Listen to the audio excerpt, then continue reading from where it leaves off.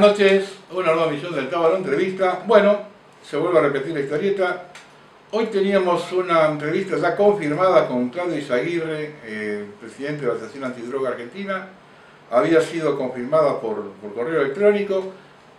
Comunicaciones telefónicas, hoy a las 11 de la mañana lo llamo para confirmar. Me dijo que no había ningún inconveniente. La vez que lo llamé por teléfono nunca tuvo el contestador automático puesto. Hoy a partir de las 4 que estamos llamando para ver si va a venir, tiene el contestador automático puesto. No contesta los WhatsApp, no contesta absolutamente nada. Otro informal de los tantos que tiene la Argentina.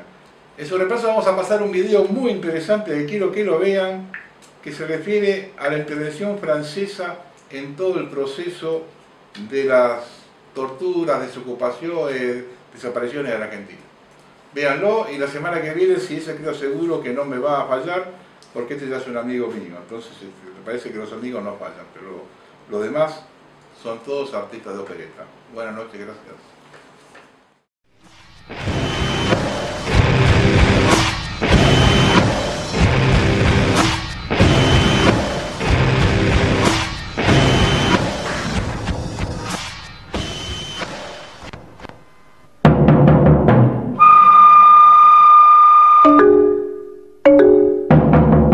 Ce furent les années les plus noires d'Amérique latine. Quand en mars 1976, le général Videla prend le pouvoir en Argentine, tous les pays du cône sud sont déjà sous la coupe des militaires. Exécutions sommaires, tortures, disparus. Qu'ils appellent Stroessner au Paraguay ou Pinochet au Chili. Tous mènent une répression féroce au nom de la lutte contre le communisme. Comment en est-on arrivé là ? Bien sûr, l'ombre des États-Unis plane sur les dictatures latino-américaines, mais ce que l'on sait moins, c'est le rôle joué par la France dans leur genèse, et notamment en Argentine.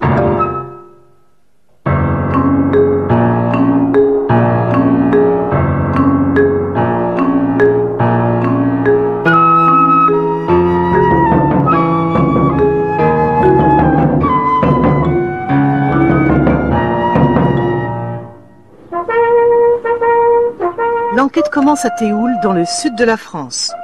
Anciens légionnaires, parachutistes, pieds noirs ou membres de l'OAS, les nostalgiques de l'Algérie française sont réunis au grand complet. 40 ans après notre déracinement, nous avons voulu rendre un hommage particulier à tous ceux des nôtres qui sont tombés pour la défense de l'Algérie française. Cette histoire... Voici le doyen du rassemblement, le colonel Lacheroy, 96 ans, qui fut condamné à mort pour sa participation au putsch des généraux d'Alger. C'est un témoin capital, car pour comprendre l'influence des Français sur les dictatures latino-américaines, il faut remonter le fil du temps et plonger dans l'histoire des guerres coloniales. Vraiment, j'avais vécu en Algérie, j'avais vécu dans tous les pays arabes. Je ne pouvais pas admettre qu'on perde l'Algérie. Tout commence pendant la guerre d'Indochine. Nommé à la tête d'un régiment en 1951, Charles Lacheroy est fasciné par l'organisation du Viet Minh, qui tient tête aux Français, pourtant plus nombreux et mieux équipés. En arrivant en Indochine et tout de suite, ou presque tout de suite, je suis tombé sur le livre rouge de Mao Tse-tung. Je l'ai lu de bout en bout. C'est le premier devant lequel j'ai compris que ce qu'il appelait les arrières était plus fort que la troupe et qu'il fallait soigner les arrières avant de soigner la troupe. L'ennemi que j'avais devant moi en Indochine, c'était un ennemi qui était à droite pour se servir des populations. Quand vous en arrivez à un point où vous ne pouvez pas le pisser sans que votre adversaire le sache, on n'en sort plus. C'est ainsi que naît la théorie de la guerre révolutionnaire. Pour Lacheroy, le Viet Minh est un agent du communisme international qui opère sous le masque de l'indépendantisme. Son arme, l'endoctrinement des populations. Conséquence, dans la guerre révolutionnaire, il n'y a plus de ligne de front, car l'ennemi est partout. 7 mai 1954. Les Vietnamiens gagnent la bataille de Dien Bien Phu et avec elle l'indépendance. Pour les militaires français, c'est l'humiliation.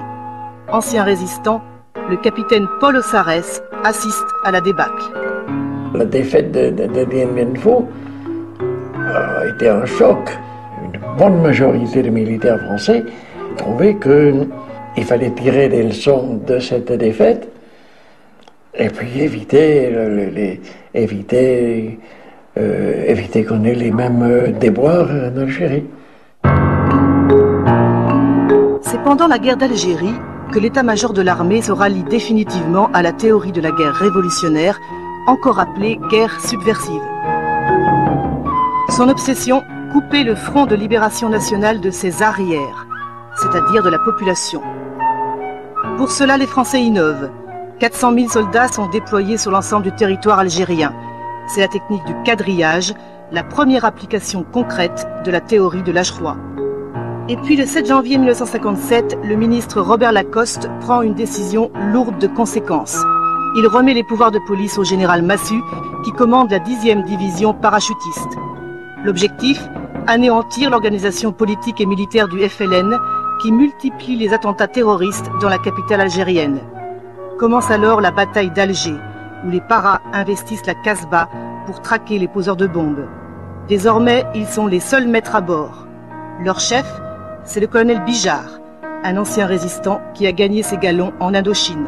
Vous avez dit qu'au début, ce rôle de flic, ça vous plaisait pas trop. Oui, mes hommes non plus. Mes capitaines préféraient le djebel, le combat contre un homme qui se bat en face de vous, qui se bat bien, bah, tant mieux, quoi. Voilà, c'était plus dans notre nature que de faire un travail de flic. On l'a fait un travail de flic rapide, quoi, à la para.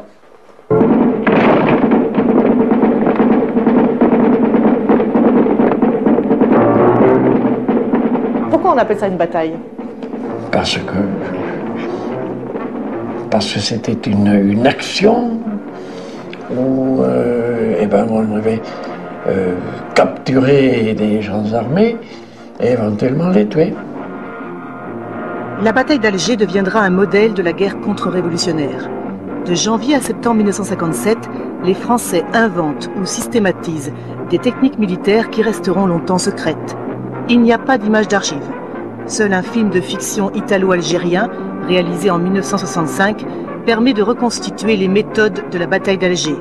Boycotté par les grands réseaux de distribution, le film a été très peu vu en France. Est-ce que vous avez vu le film La bataille d'Alger? Magnifique, magnifique. C'est proche de la vérité comme on ne peut pas mieux faire et c'est remarquablement joué. Mathieu Philippe, guerre, Indochine et Algérie. Grade. Qui est pour vous le colonel Mathieu du film? Le colonel, et c'est Bijard. C'est une organisation à pyramide composée d'une série de sections. Chaque militant ne connaît de l'organisation entière que 3 membres maximum. Son responsable qui le choisit et ses 2 subordonnés qu'il a lui-même choisis. Nous devons procéder aux recherches nécessaires afin de reconstituer toute la pyramide pour arriver à l'état-major. La base de ce travail est le renseignement. La méthode est l'interrogatoire.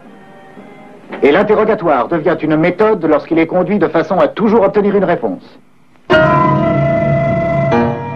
Vous pouvez démarrer par le couleur d'affiche, quel est ton chef, il faut trouver le chef. Puis après, il faut remonter les filières. Alors il y avait réunion des capitaines tous les jours à mon bureau, Chaban, Le Boudec, enfin mes 5 commandants d'unité qui étaient là tous les jours à 6 h du soir. Alors où en êtes-vous? Alors il y avait mon destinateur qui mettait les organigrammes où ça en était. Bien. C'est du bon travail. Là il y a un vide, il faut le retrouver. Mais il n'est pas sur ma compagnie, il est sur l'autre. Ben alors je disais, autorisez votre copain à aller le prendre. Enfin voyez-vous, on allait où était le type. On nous a dit il faut briser la capacité du FLN à commettre des attentats. Et pour ça, il faut avoir les renseignements à tout prix, à tout prix. Et pour vous, ça voulait dire éventuellement l'usage de la torture? Quelle question, y compris la torture. J'avais donné des ordres en disant mes hommes, vous agirez à bloc contre les vrais poseurs de bombes, et si ça vous sont les bombes, interrogez-les durement. Pas question de leur crever un œil ni d'en couper les oreilles, mais ce qu'on a appelé la gégène, quoi. Que je ne pourrais pas faire, mais mes subordonnés l'ont fait. Et je découvrais, je dis, le responsable du régiment, c'est moi.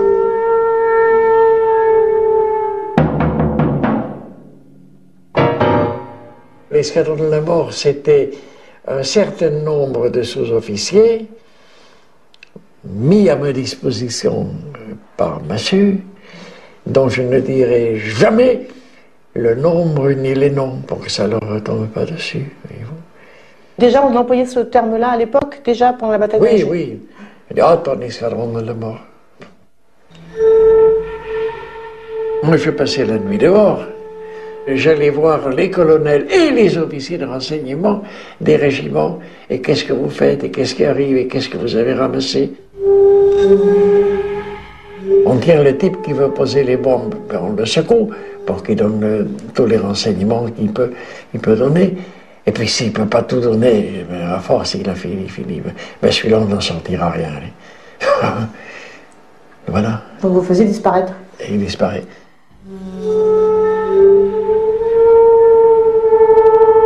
Cette technique de disparition, vous confirmez qu'elle est inaugurée là-bas pour la bataille d'Alger? Oui, oui, oui. Escadron de la mort, disparu, ces méthodes ont donc été inventées en Algérie.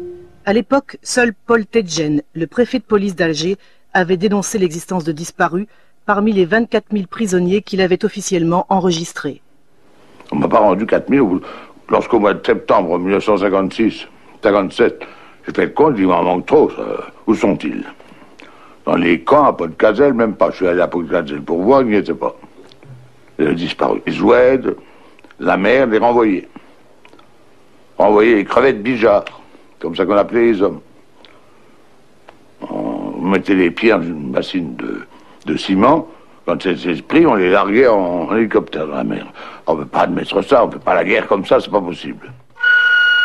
Et pourtant, les techniques de la bataille d'Alger seront enseignées dès mai 1958 dans un centre d'entraînement à la guerre subversive créé par le ministre de la Défense Jacques Chaban-Delmas à l'initiative de Bijard.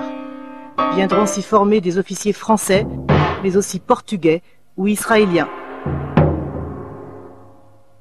La bataille d'Alger aura aussi son manuel. Intitulé La guerre moderne, il a été rédigé par le colonel Trinquier, le chef du commandant au Sarès. Dans son livre, il justifie ouvertement l'usage de la torture comme une arme de la guerre antisubversive.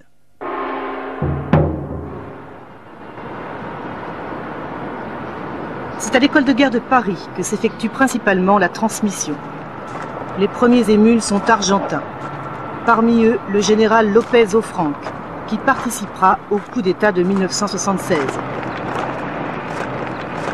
En 1957, Lopez Offranc est sélectionné par l'état-major argentin pour s'initier à ce qu'on appelle désormais la doctrine française, avec à la clé un stage pratique d'1 mois en Algérie. Los profesores tocaban siempre el tema de la guerra revolucionaria, que era una cosa totalmente nueva para nosotros, ¿no? En Sudamérica no se había vivido esos episodios. Había otro tipo de luchas políticas, digamos así, a veces violentas, pero no de la organización así del tipo subversivo, sino conocíamos la importancia de la población en este tipo de guerra. Nosotros habíamos pensado siempre en la guerra clásica, el infante con el fusil, el yal, el tanque, el cañón, pero no habíamos pensado en el hombre armado de un cuchillo o armado de una soga para estrangular a alguien. Así que se aprendió, con la sangre se aprenden muchas cosas.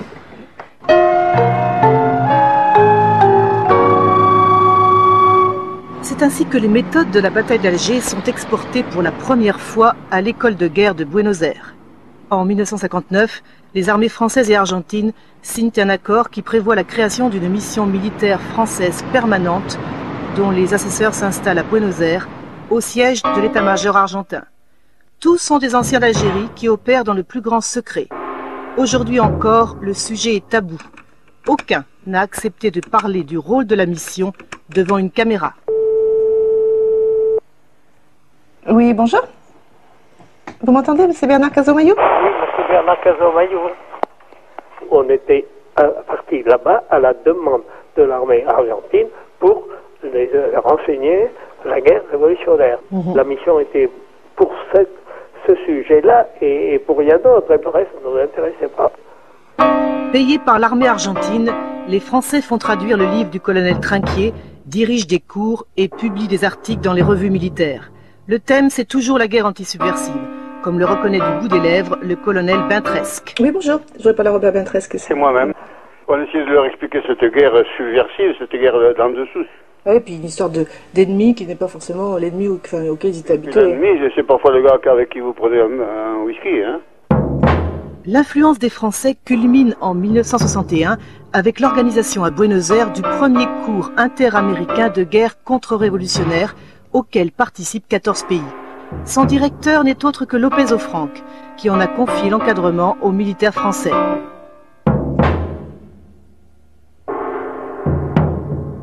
¿Eran oficiales de todo el continente? De todo el continente, inclusive norteamericanos.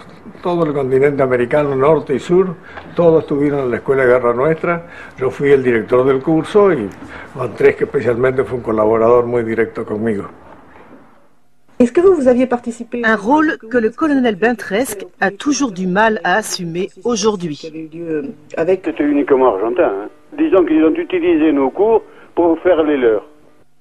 Eso provocó un cierto celo de parte de los Estados Unidos. Claro, Estados Unidos quería que se fueran los franceses. No quería que estuvieran los franceses, ellos no sabían nada de guerra revolucionaria. Estaban aprendiendo junto con nosotros. Dans un courrier adressé au ministre des Affaires étrangères, l'ambassadeur Blanquet du Chayla confirme la jalousie des Américains.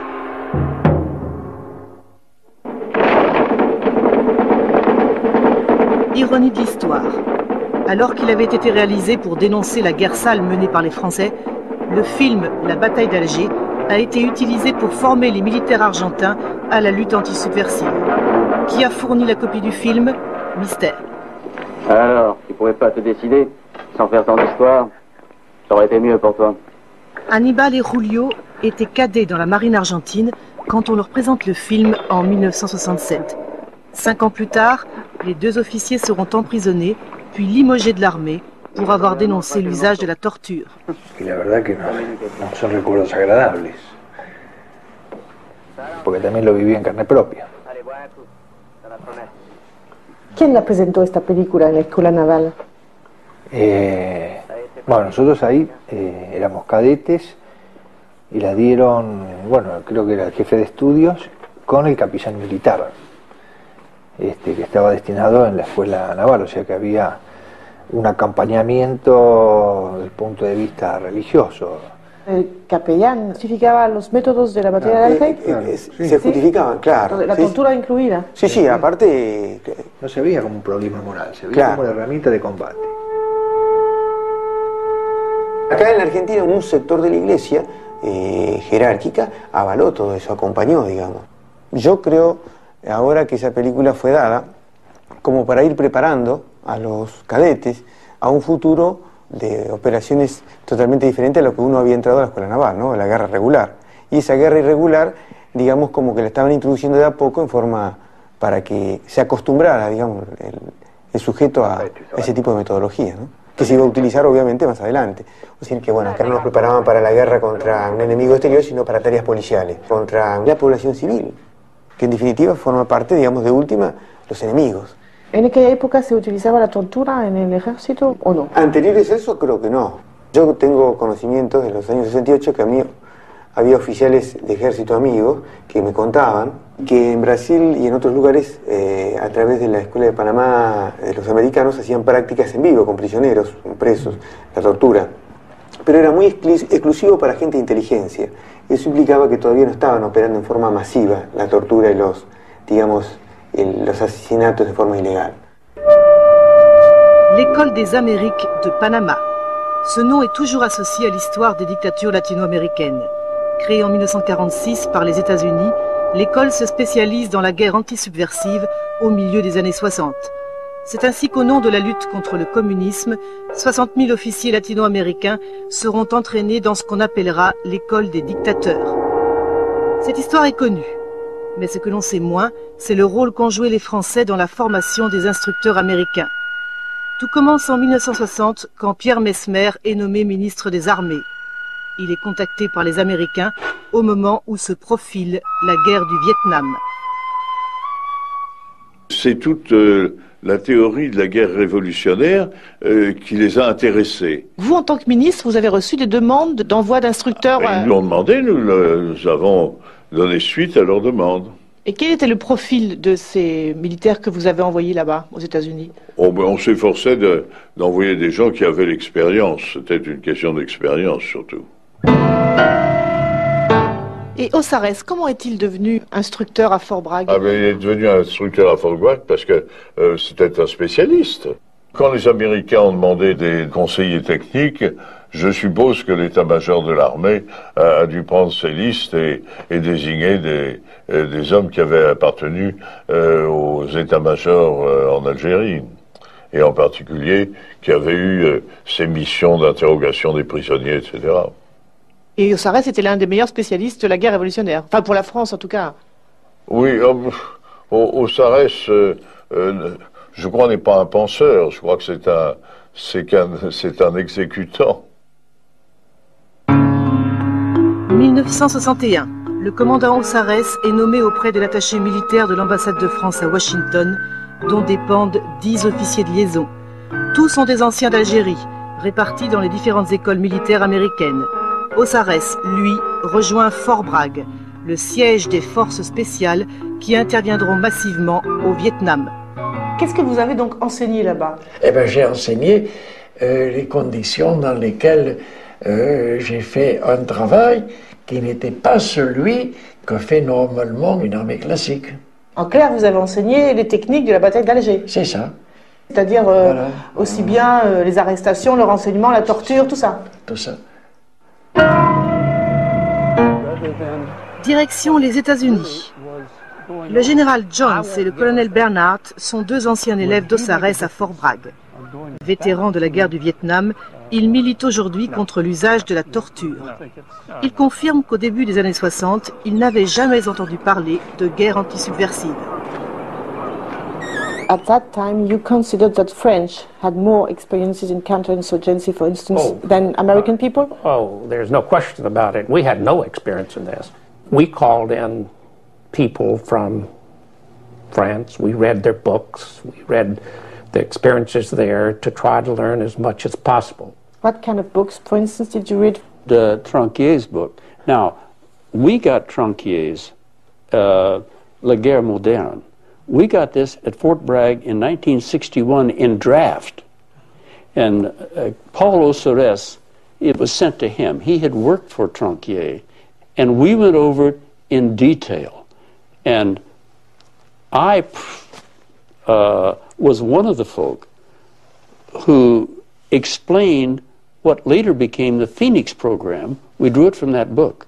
We sent it up to Bob Comer, who was in the White House at the time. Robert Comer. Cet agent de la CIA est nommé à la tête du bureau de Saigon en 1967. Dirigeant une unité d'escadron de la mort, il est chargé d'éliminer les réseaux du Viet Cong dans la population vietnamienne. Une guerre très sale, baptisée Opération Phoenix.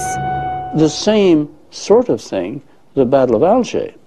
And the result were, tragic is a gentle term. Now, the numbers that are used, evidently 20,000 people were killed, yes. Civilians? Yes. Did Paul Ossares speak about his role in the Battle of Alger? What Paul was doing at Fort Bragg with us was underlining, trying to make us understand the critical aspects of intelligence, how we had acquired it, and then how we applied ourselves to exploiting the intelligence we had. Well, he explained torture. They would take a captive. Generally, they were able to persuade each of these people. Most of them spoke. Those who didn't, they put in enough pain and mortal pain that most of them spoke. And then to have one prisoner watching another one being tortured and realize he was next often made him willing to talk. The additional part of this was, what do you do with these people after after they have been tortured? Authorized answer to this was that they were executed. La plupart des élèves que vous avez eus sont partis ensuite au Vietnam. Ah ben, ils sont partis, sont allés au travail. Et au Vietnam. J'en ai retrouvé, quand j'ai été attaché militaire au Brésil après coup, j'ai retrouvé des généraux qui m'ont dit « Mais on vous a eu comme instructeur à Fort Bragg ». C'était en quelle année que vous étiez au Brésil, général? 73. Mais le Brésil, c'était une junte militaire qui était au pouvoir. C'est ça, oui, c'était une dictature militaire.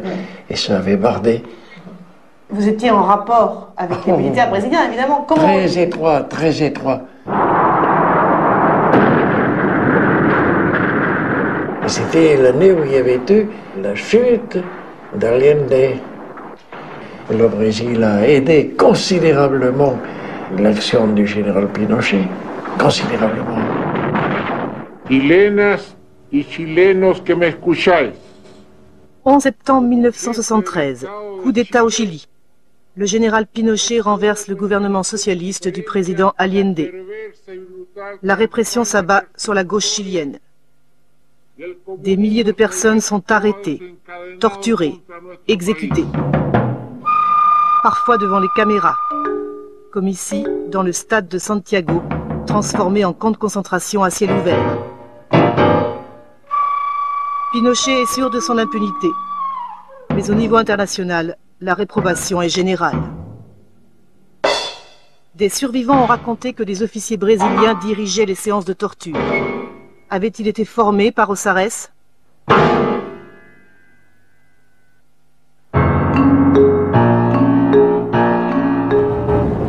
Déclaré sénile, Pinochet est à l'abri des poursuites judiciaires et injoignable. Reste son bras droit, le général Manuel Contreras, l'ex-chef de la DINA, la police politique de la dictature. Son avocat accepte d'organiser une rencontre. Il ne sait pas que le trajet est filmé en caméra cachée. La cadena llega a Pinochet. Claro, la cadena llega a Pinochet, a la Junta de Gobierno. ¿Y por qué tú piensas que nunca le va a pasar algo a Pinochet? Porque Pinochet fue declarado interdicto de mente.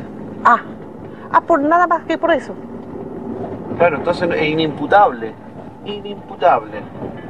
¿Pinochet de verdad está mal de la cabeza o no? No. No, está bien de la cabeza. Sí. Se lo dice afuera así, pero... Poursuivi par la justice chilienne, le général Contreras est en détention provisoire dans cette base militaire, d'où partit le coup d'État de 1973. Autant dire qu'il est en famille. Entouré de ses gardes du corps et de son équipe médicale, l'homme de confiance de Pinochet parle d'emblée de ses références françaises. Nosotros éramos admiradores de la OAS dentro del ejército. Ah, sí. Claro, porque, bueno, por la actitud, digamos, valiente y combativa que tenían. Éramos admiradores de la OAS. No sé si usted conoció a un general francés que se llama Ossarès. No lo conocí, pero también él estuvo entrenando chileno en Brasil. Ah, sí, Ossarès. Yo mandé a Brasil unos contingentes oficiales cada 2 meses y él también los entrenó. Trabajaba en la Escuela de Inteligencia de Brasilia. De ahí los trasladaban a ciertos ejercicios a Manaus.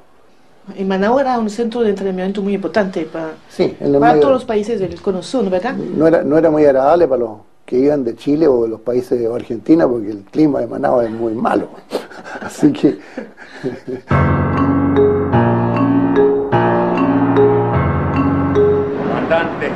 Retour en Argentine.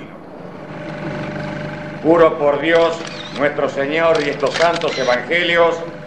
Quand en mars 1976, le général Videla prend le pouvoir, il a tiré les leçons du coup d'État chilien. La répression est encore plus féroce, mais elle s'opère en cachette, loin des caméras. Il n'y a pas d'image de cadavres, ni d'exécution. Le modèle argentin, la bataille d'Alger. Tous les généraux de la junte sont des élèves des Français. Parmi eux, le général Bignone, qui est aujourd'hui assigné à résidence. Il est accusé d'avoir volé les bébés des femmes qu'il faisait disparaître. C'est lui qui a rédigé les décrets militaires instaurant la dictature. Si se comparan los reglamentos, ¿cuáles son las similitudes, ¿no?, de lo que hicieron los franceses en Algeria, por ejemplo? Yo diría que es una copia, yo diría que no hay diferencia.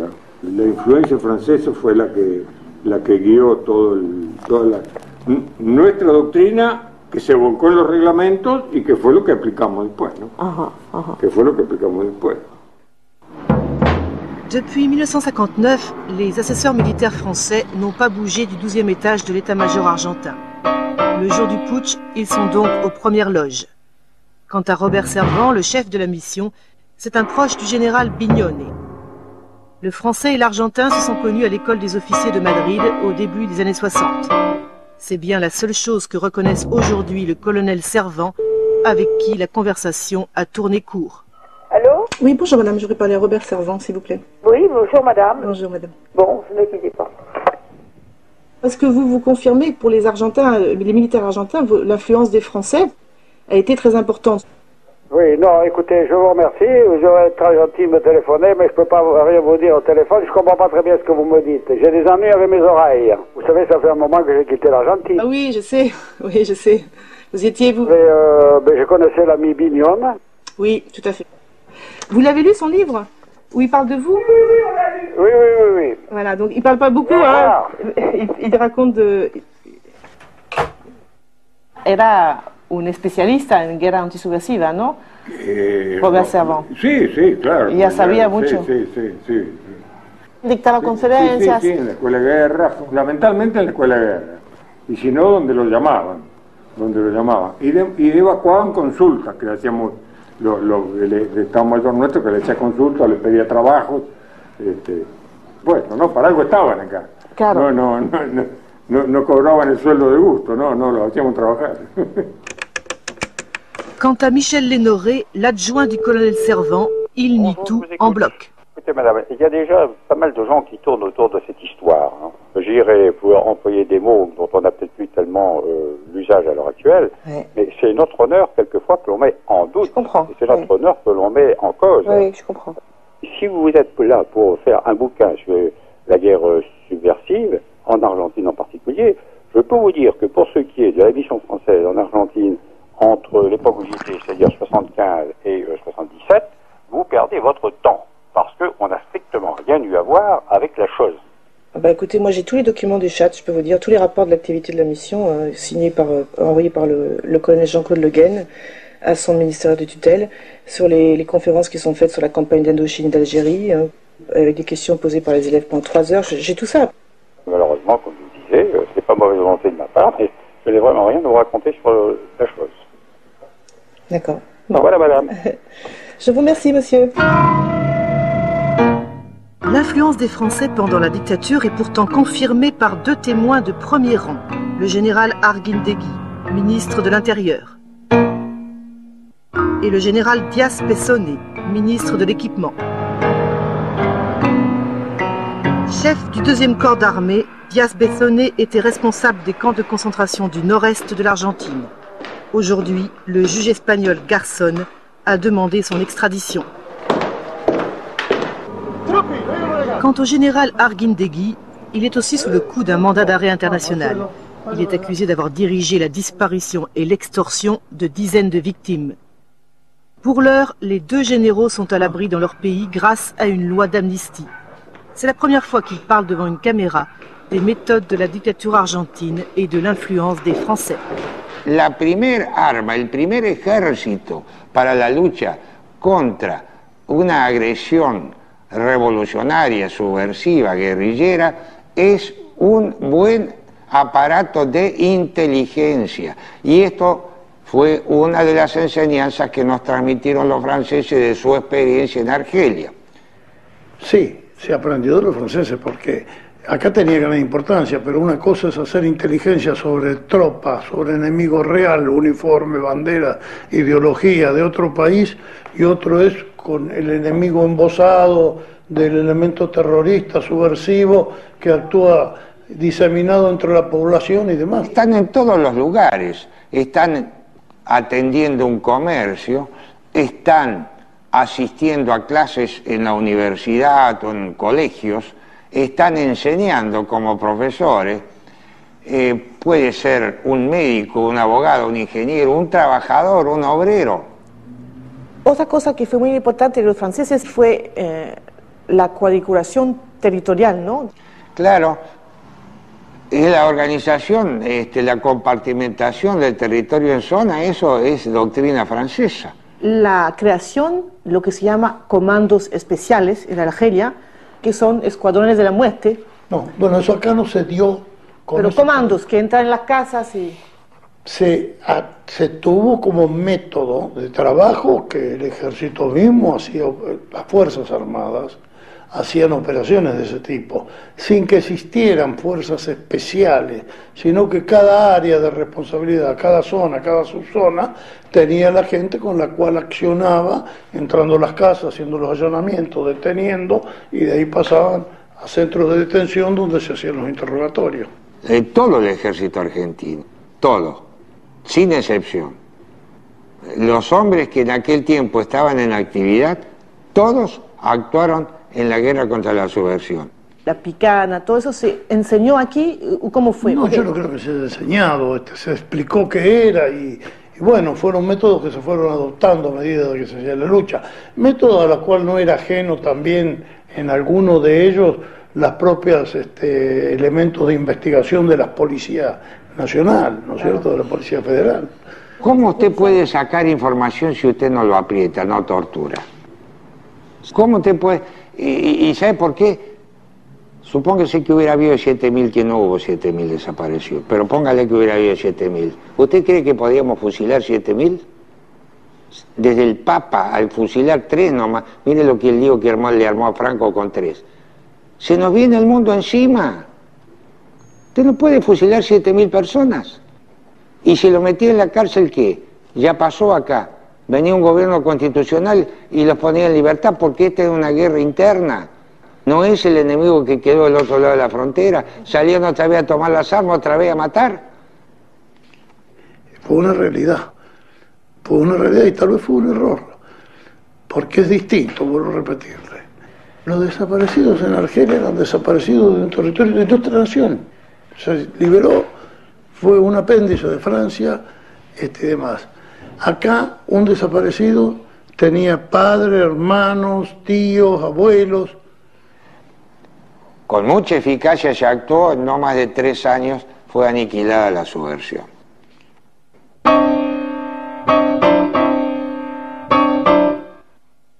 D'après les organisations des droits de l'homme, 30 000 personnes ont disparu en Argentine de 1976 à 1982. Voici l'un des hauts lieux de la répression, l'ESMA, l'école mécanique de la marine. C'est ici que l'amiral Massera, l'un des chefs de la junte, installa une véritable usine de la mort où disparurent au moins 4000 personnes. On sait aujourd'hui que la plupart furent jetés vivantes à la mer après avoir été torturés. C'étaient les vols de la mort, appelés pudiquement des transferts, les crevettes Bijard érigées en système, ainsi que le raconte un rescapé de l'ESMA. Los vuelos de la muerte eran organizados cada semana a un día fijo. Yo creo que eso estaba determinado por la cantidad de detenidos, porque el campo tenía un límite. No podía haber ahí más de 100 personas. Entonces, cuando se llegaba al cupo, se aceleraban los traslados. Entonces, bueno, normalmente había un día fijo, que eran los miércoles, que eran los días de traslado. Pero a veces, por la cantidad de detenidos eran más, a veces había 2 traslados por semana, concretamente. Étudiant en sociologie, Juan fut kidnappé, sauvagement torturé, puis maintenu prisonnier à l'ESMA pendant 2 ans. Quant à sa femme, elle fait partie des disparus de l'école mécanique de la marine, où régnait en maître absolu le capitaine Acosta, alias El Tigre. Acosta era el jefe de inteligencia, una especie de loco que vivía sus 24 horas del día ahí adentro, concretamente, no salía para nada y estaba totalmente obsesionado con dirigir la vida de sus oficiales y también administrar el campo de concentración. Él decía que el nombre de guerra, el Tigre, le había sido puesto por el oficial de inteligencia francés que había sido su maestro en la lucha antisubversiva. Aujourd'hui, Acosta est en détention provisoire. Il est accusé d'avoir volé les bébés des femmes qu'il torturait à mort.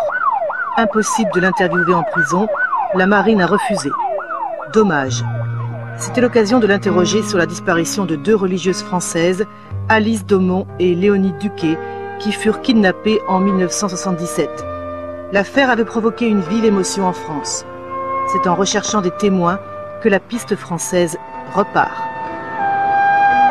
Rosario Cerruti est une mère de disparus qui militait à l'association des mères de la place de Mai. Le 8 décembre 1977, une réunion se tient dans l'église Santa Cruz de Buenos Aires quand débarque un commando de l'ESMA. 11 personnes sont enlevées, dont la religieuse Alice Domon. Par miracle, Rosario échappe à la rafle. A mí me llamó la atención, en la puerta de la parroquia había un hombre, rengo, caminaba desde la esquina hasta donde estábamos nosotros y se volvía. Fui citada por el cónsul francés para hablar sobre el secuestro de las monjas. Yo le conté este hombre que me llamó la atención. Me extrañó que el cónsul me dice, este señor caminaba así.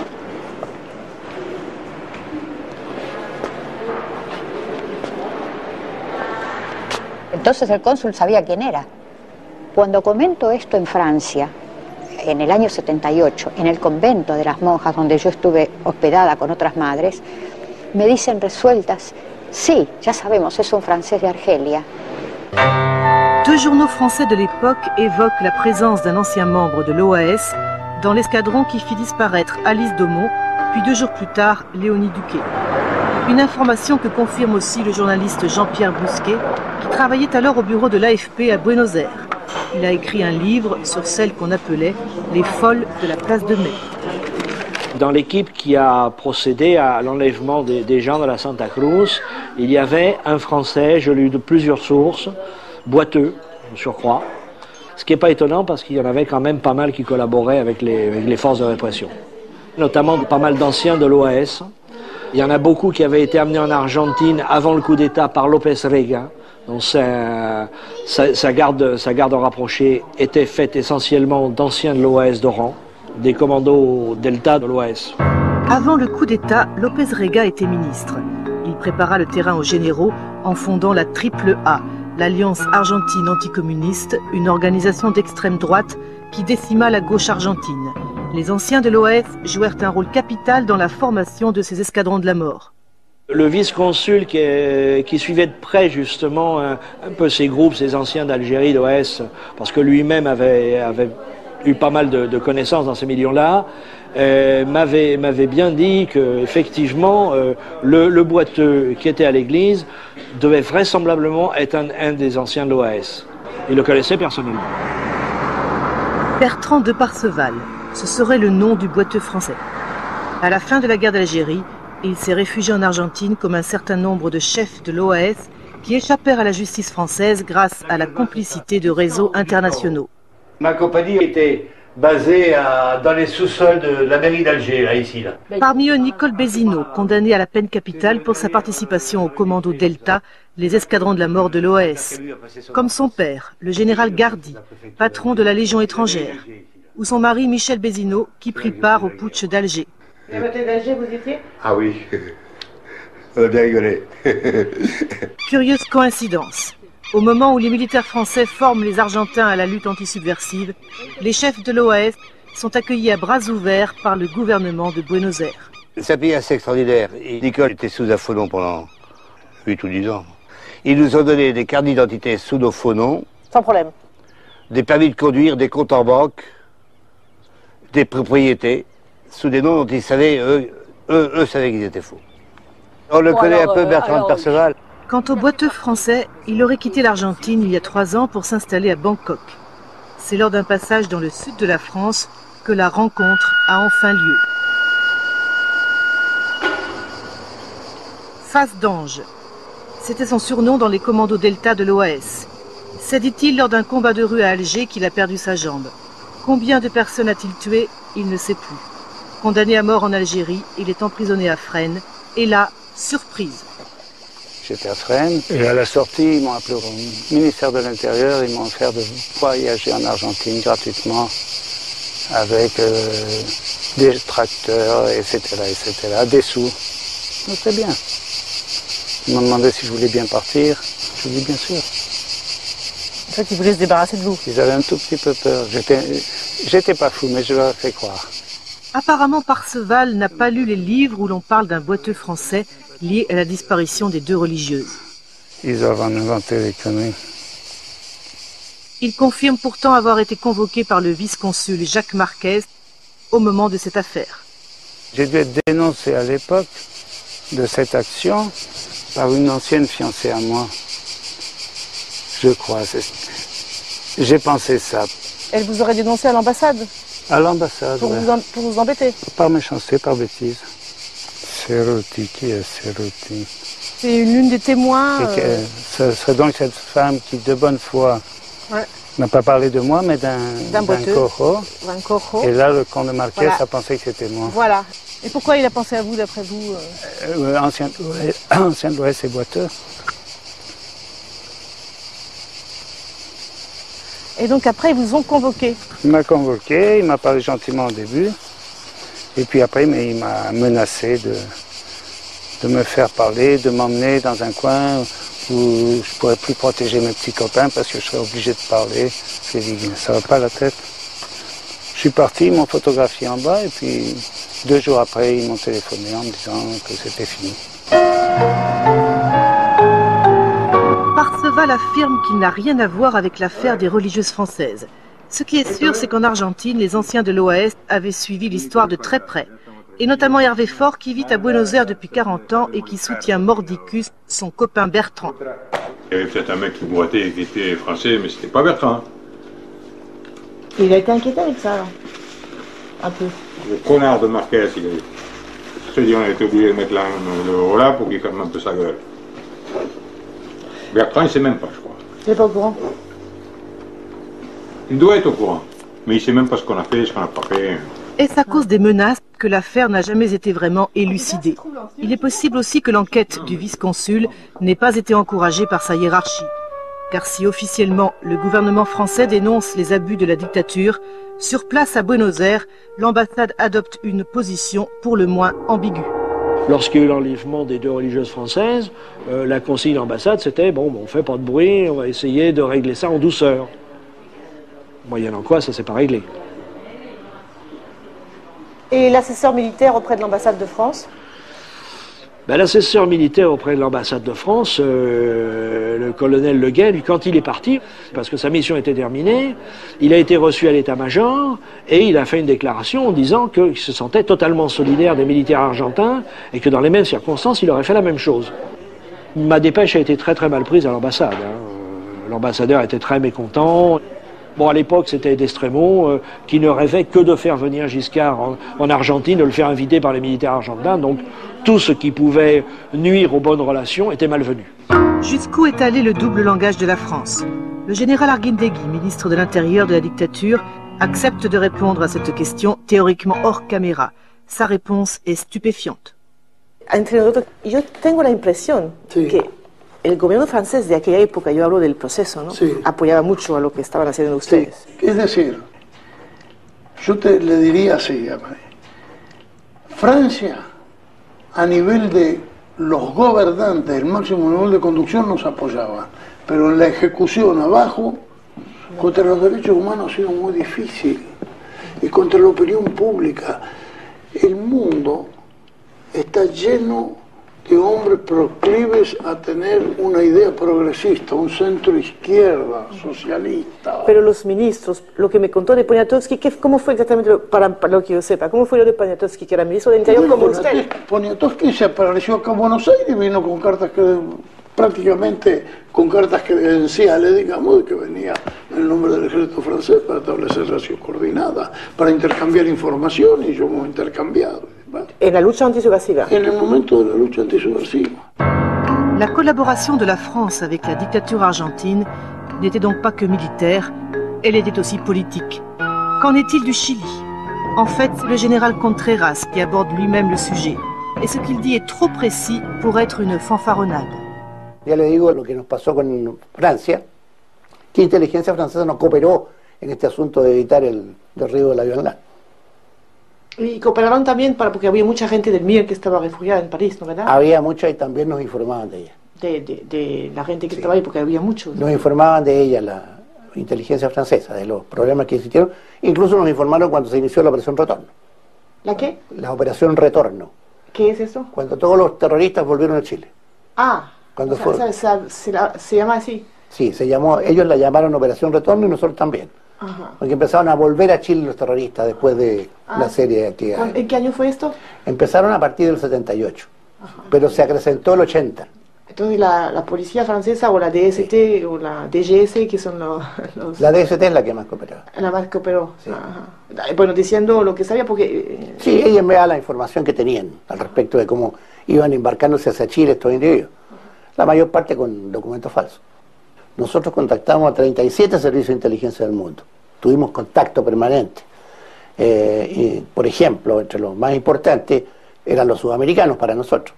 Teníamos contacto con todos los países sudamericanos de inteligencia. Derrière les contacts dont parle Contreras cache en fait une organisation criminelle internationale qu'il a lui-même créée en 1975. Son nom de code, Opération Condor, ainsi que le prouvent des documents secrets américains récemment déclassifiés. Regroupant 6 dictatures du cône sud, elle s'inspire du modèle d'Interpol, avec une spécialité, la lutte contre la subversion. Désormais, la répression est coordonnée par une agence centrale du renseignement qui permet de traquer les opposants d'un pays à l'autre en toute impunité. Les méthodes de la bataille d'Alger appliquées à l'échelle d'un sous-continent. Une histoire illustre cette mécanique infernale, celle du franco-chilien Jean-Yves Claudet Fernandez. Arrêté lors du coup d'État de Pinochet, l'ingénieur est libéré grâce à sa nationalité française. À Paris, il rejoint les réseaux de résistance à la dictature chilienne. Le 30 octobre 1975, il s'envole de l'aéroport de Roissy à destination de Buenos Aires. Le lendemain matin, il est kidnappé à son hôtel par un commando argentin et disparaît à jamais.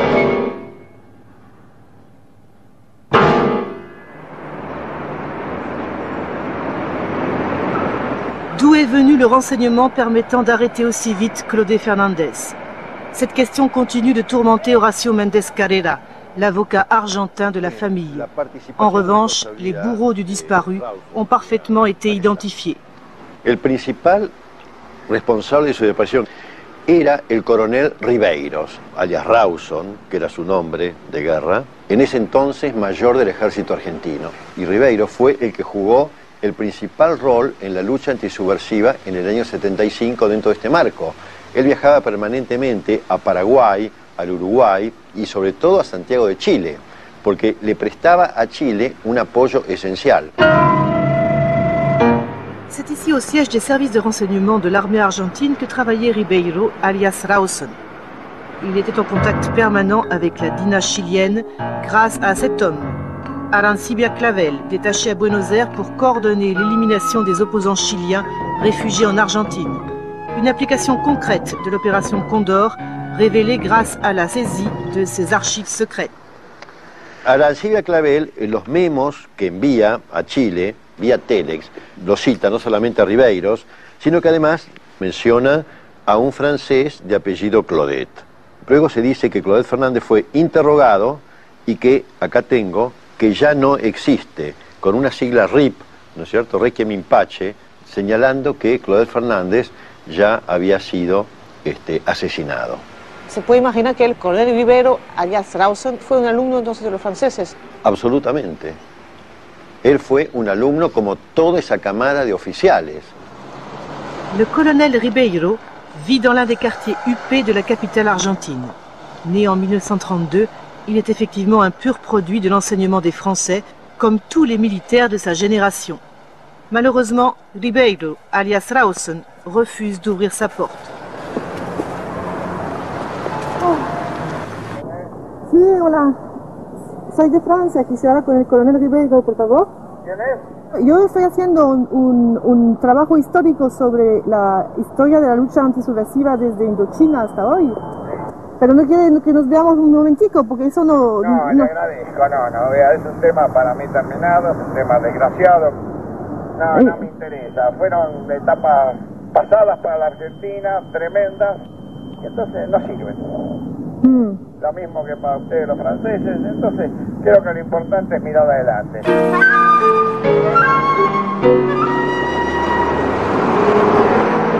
Santiago du Chili.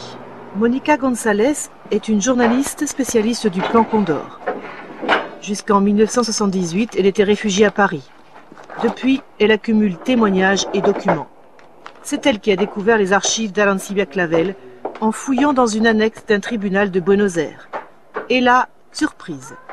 C'est à l'Argentin Ribeiro, alias Rawson, l'ancien élève des Français, qu'elle attribue la paternité de l'opération Condor. Arancibia Clavel manda entonces este memorándum al cuartel general de la DINA en Santiago, donde dice: Coronel Osvaldo Rawson tiene ofrecida la relación completa dada por Migración Argentina de todos los chilenos ingresados a la Argentina después del 11 de septiembre de 73. Punto. Este oficial tiene la idea de formar una central de inteligencia coordinada entre Chile, Argentina, Uruguay y Paraguay. Lo que se dice no es cierto entonces que fue Manuel Contreras que creó... La creó, pero la idea la tuvo Rawson. ¿Aparecen extranjeros colaborando con la Operación Cóndor? Sí, y yo creo que representa uno de los aspectos quizás más secretos de la Operación Cóndor. La DIN en un momento dado obtiene como brazo armado a un grupo terrorista internacional que está formado por un grupo italiano, encabezado por el terrorista nacionalista italiano Stefano Della Chiave. A este grupo terrorista italiano se suma un famoso terrorista francés, Albert Spagliari de la OAS, y Michael Taule, que es un ciudadano norteamericano, que se convierte en agente de la DINA. En el fondo estamos en presencia de una operación Cóndor de coordinación formal de las estructuras de inteligencia de las dictaduras del Cono Sur, que tiene como brazo armado paralelo una internacional terrorista negra que abarca a importantes grupos europeos. C'est dans cette maison de Santiago du Chili que les mercenaires internationaux préparent les attentats de l'opération Condor contre les opposants réfugiés à l'étranger. 1974, le général Prats, le chef d'état-major du président Allende, est assassiné à Buenos Aires. 1975, attentat à Rome contre Bernardo Leighton, le vice-président d'Allende. 1976, assassinat à Washington de Fernando Letelier, ex-ministre des Affaires étrangères. La même année est abattu en plein Paris le général Centeno Anaya, l'ambassadeur de Bolivie. Des documents déclassifiés américains révèlent que la capitale française était dans la ligne de mire de l'opération Condor, qui avait programmé à Paris d'autres attentats. Dès 1976, les services secrets français étaient informés de ces projets. Qu'ont-ils fait? ¿Y usted piensa entonces que el gobierno francés de aquella época colaboró con la Operación Cóndor? No lo sé. Lo único que yo sé y que yo puedo decir es que yo personalmente fui detenida en Francia. Se me detuvo en el aeropuerto, esperando la llegada de un avión de Chile. Fue bastante violento porque me llevaron vendada a un lugar que yo nunca supe, que era un subterráneo, donde solamente lo único que recuerdo es que una de las personas que me interrogaba le faltaba una mano. Era violento. En ningún momento me golpearon, pero nunca me dieron ni siquiera un vaso de agua, ni tampoco algo de alimento.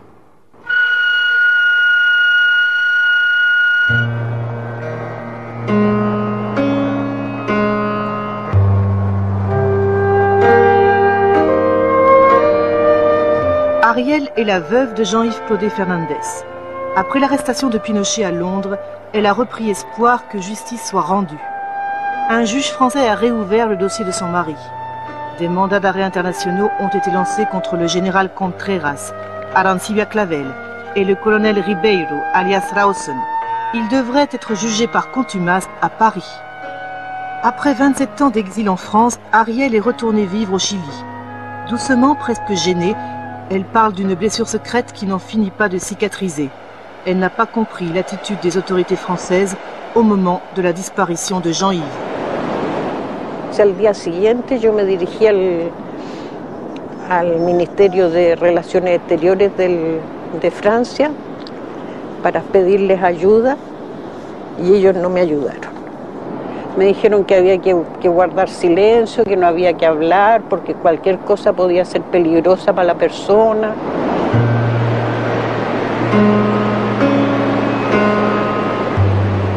¿Usted se puso en contacto, por ejemplo, con la embajada francesa en Buenos Aires? Sí. ¿Estuvo ahí o viajó o no? No, yo no pero llamó. Llamé. ¿Y qué? Y no pasó nada. No pasó absolutamente nada.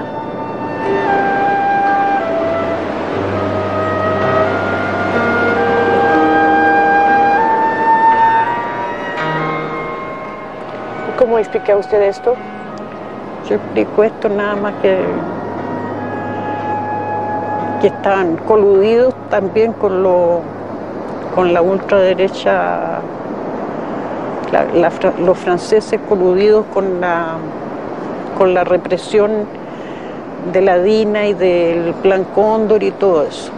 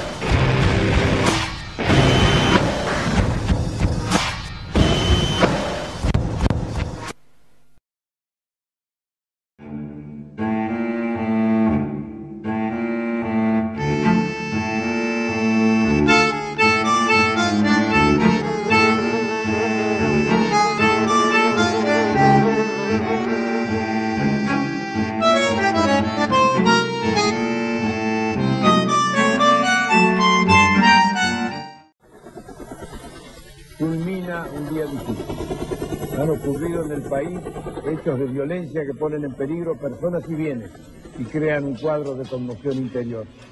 Quiero informarles que ante eso he decretado el estado de sitio en todo el territorio nacional.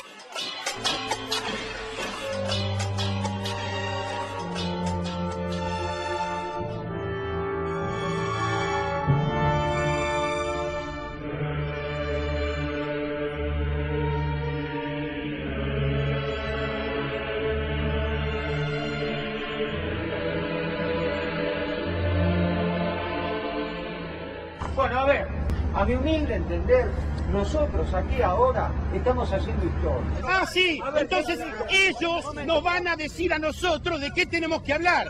¿Cómo es eso? Entonces, ¿para qué estamos acá? Y ahora no se está resolviendo nada, ni en la primera asamblea, ni en la segunda asamblea, ni en la tercera asamblea, ni en la cuarta asamblea. Entonces, estoy harta. ¿Dónde ves el delirio?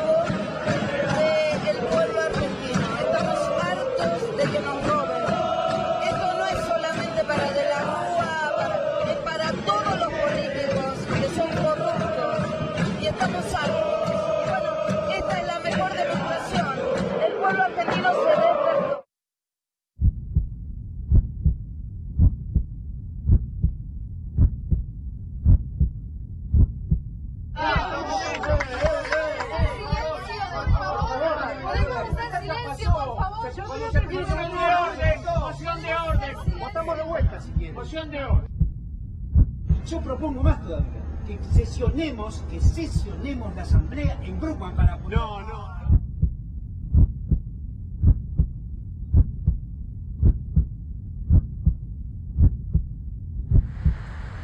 Señora Carla, ¿qué Buenas tal? tardes, José. Buenas tardes. Disculpe, ya que está. Sí. Tengo para usted el volatito nuevo de la asamblea de mañana, de paso le invito. Venía a gobernar. Wow, bueno, vemos. ¿Se acuerda hoy a las 8 que quedamos con las fotos del otro día? Ah, pero no sé si voy a poder. No revisé la agenda todavía. Qué pena, porque tengo lo suyo que me acaba de llegar. Bueno, entonces sí, lo espero. Si quiere puede venir un ratito antes, no hay problema. Sí, entre 8 menos cuarto y 8 estoy ahí. Listo, espero, adiós. Adiós. asamblea, gorda. Vení conmigo a la cama, la puta que te parió, vení conmigo al lado mío, no con la vida diaria, ¿qué asamblea? Me cago en la asamblea de mierda esa que va. Vos no estabas ahí. Sí, pero no voy a andar escuchando todo lo que dice, está diciendo hasta burdeces que... ¿Qué querés que diga?